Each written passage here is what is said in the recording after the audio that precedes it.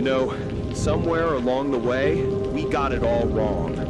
We built these walls around ourselves, brick by brick, convincing ourselves that strength meant silence, that being a man meant swallowing every emotion until it dissolved somewhere deep inside, leaving only a bitter aftertaste we learned to ignore.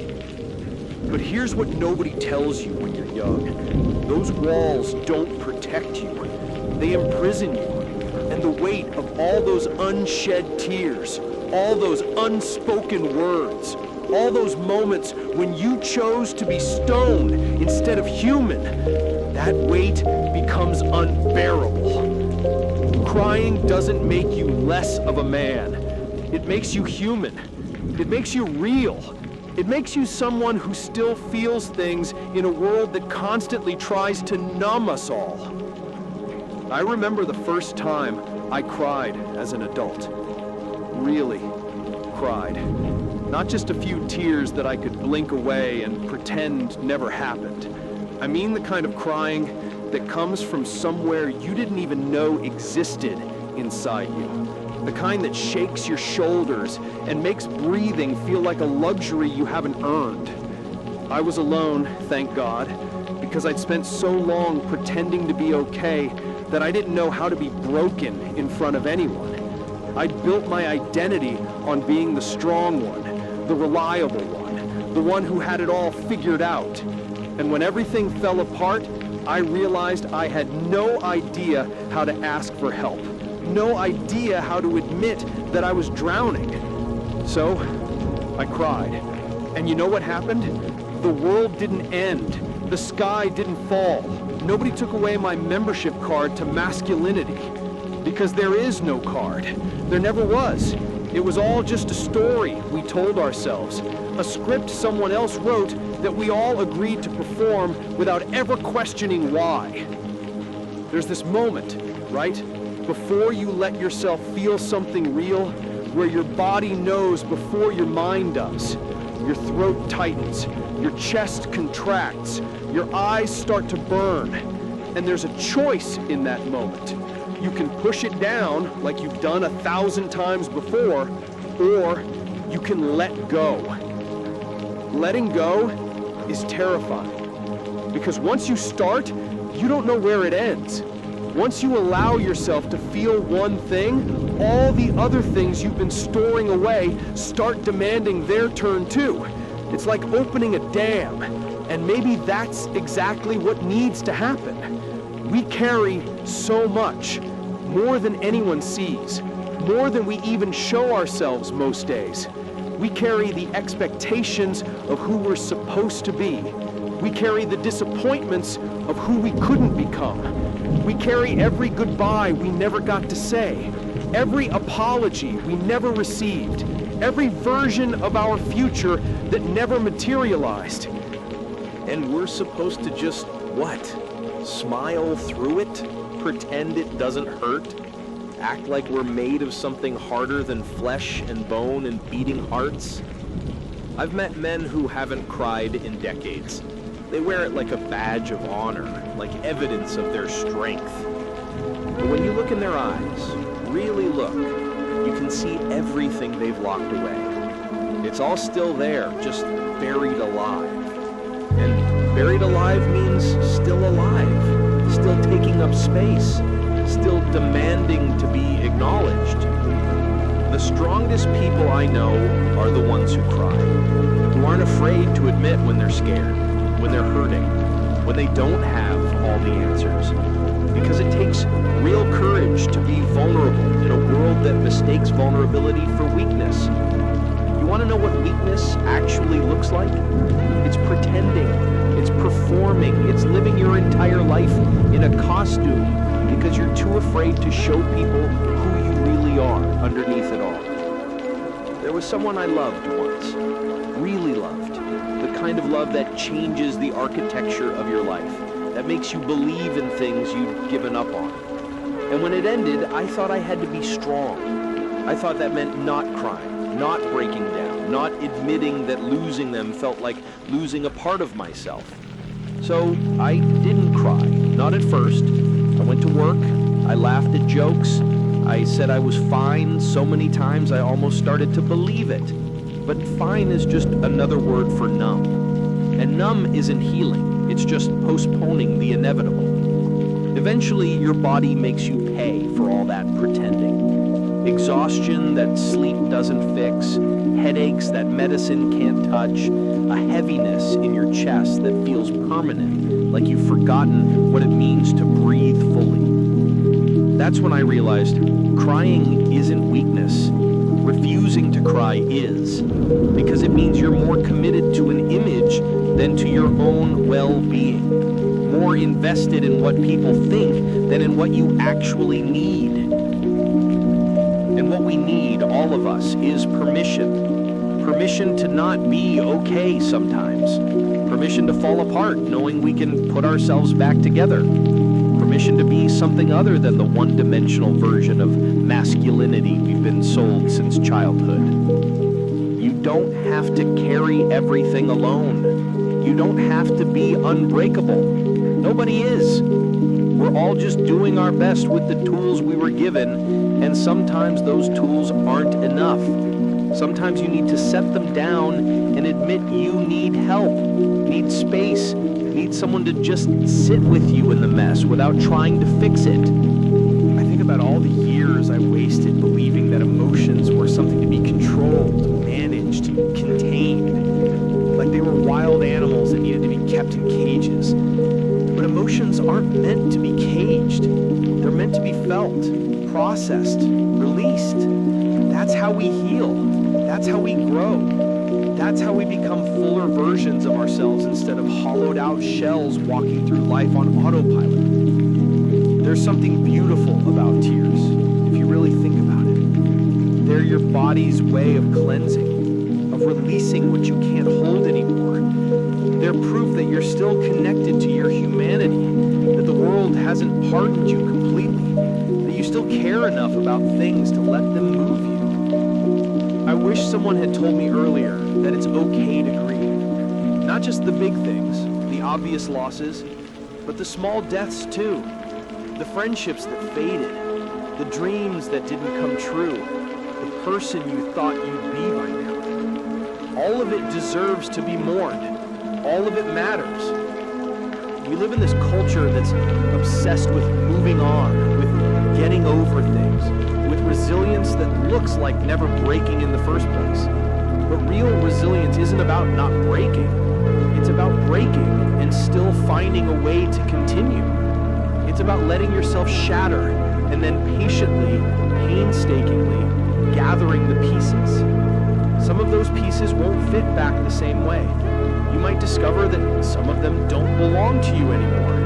That's okay. You're not trying to restore yourself to some previous version. You're building something new. Something that includes all the scars, all the lessons, all the proof that you've lived through things that tried to destroy you. And crying is part of that process. It's not the end of strength. It's the beginning of honesty. I think about the men in my life who never learned this. The ones who turned their pain into anger, their sadness into silence, their fear into control. They're not happy. They're just existing, going through the motions, performing the role without ever questioning if there's another way to live. And I don't want that. I don't want to look back on my life and realize I spent it running from my own feelings, terrified of what people might think if they saw me as anything less than perfectly composed. Because here's the truth. The people worth keeping in your life won't judge you for crying. They'll sit with you in it. They'll hold space for your pain without trying to minimize it or fix it or rush you through it. They'll understand that sometimes the most profound thing you can do is just be present with someone in their darkness. The ones who can't handle your tears, who get uncomfortable when you show emotion, who need you to always be strong for their own comfort, those people are telling you something important about themselves. Listen to that, honor that, and know that their discomfort with your humanity says everything about them and nothing about you. I've cried in parking lots, in public bathrooms, and at 3 in the morning when sleep wouldn't come. I've cried listening to songs that reminded me of better times, worse times, times that felt so distant they might as well have belonged to someone else. I've cried from exhaustion, from heartbreak, from beauty, from rage, from relief. And every single time, I came out the other side a little more myself, a little less afraid, a little more willing to take up space in the world as I actually am, not as I think I should be. That's the gift of letting yourself feel. You get to be real. You get to stop performing and start living. You get to connect with people on a level that performance never allows. Because when you show someone your authentic self, tears and all, you give them permission to do the same. And that's when real connection happens. We're so starved for that kind of connection, for someone to look at us and see past the mask, for someone to know us in our complexity, in our contradiction, in our beautiful, messy, imperfect humanity. But we can't experience that kind of knowing if we never let anyone see us clearly. Crying is clarity. It's your system recalibrating. It's your heart communicating what your mouth can't find words for. It's your body's way of saying, this matters, this hurt, this changed me, this needs to be acknowledged before we can move forward. And moving forward doesn't mean leaving everything behind. It means integrating it, learning to carry it differently, finding a way to honor what you've been through while still making space for what's coming next. Some nights are harder than others. Some days you wake up and the weight of everything feels unbearable. Those are the days when crying isn't just okay, it's necessary. It's your body's way of processing what your mind can't quite grasp. It's medicine, even when it doesn't feel like it in the moment. I used to think healing was linear, that you'd feel bad, then less bad, then okay, then good, then great. But it's not like that. It's more like waves. Some days you're fine. Some days everything comes rushing back and you're 16 again, or 23, or however old you were when that particular wound first opened. And that's okay too. That's not regression, that's not weakness. That's just how healing works. Layered by layer, wave by wave, tear by tear. The goal isn't to never cry again. The goal is to never be afraid of crying again. To know that you can fall apart and trust yourself to come back together. To understand that your emotions won't destroy you. Suppressing them might, but feeling them won't.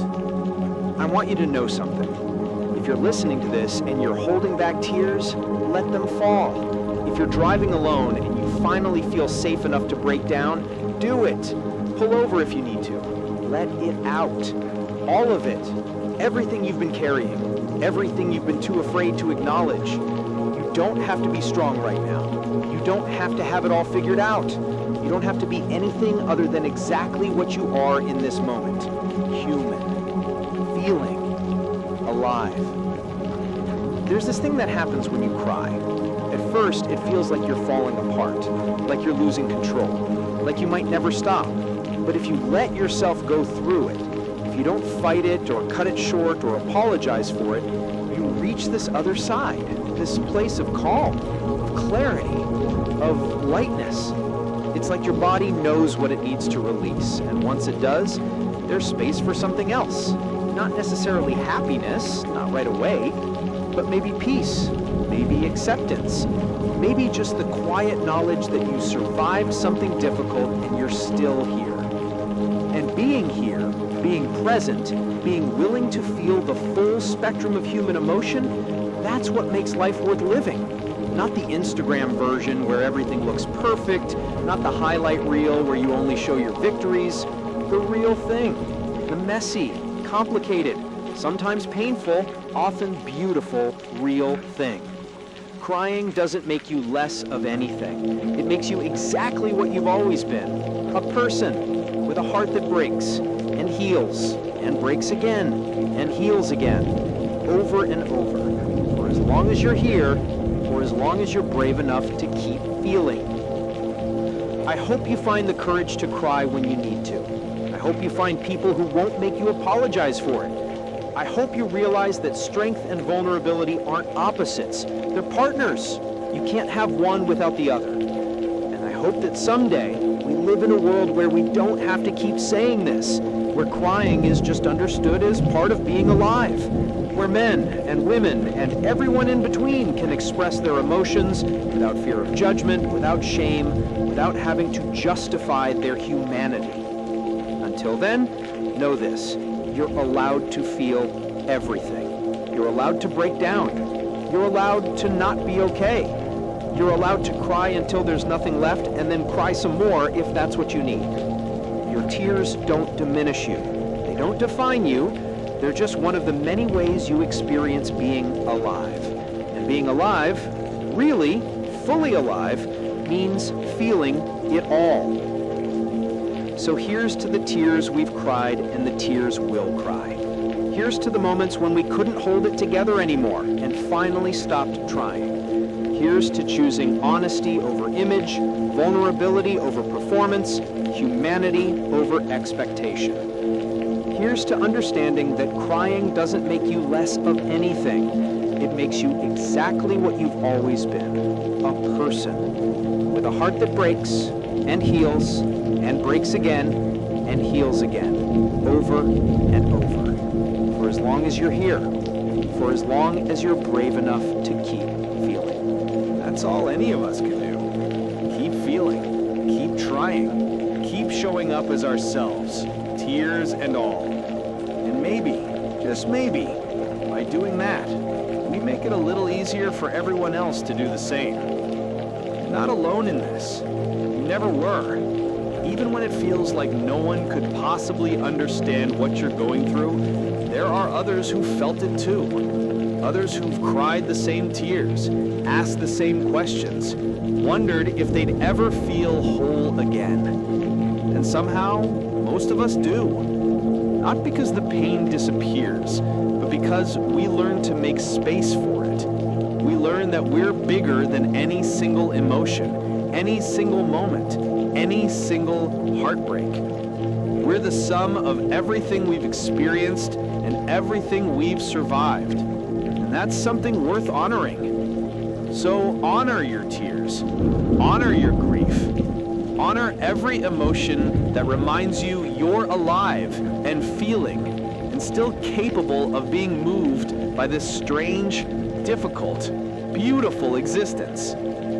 Crying doesn't make you less of a man. It makes you more of yourself. And that's all you ever needed to be.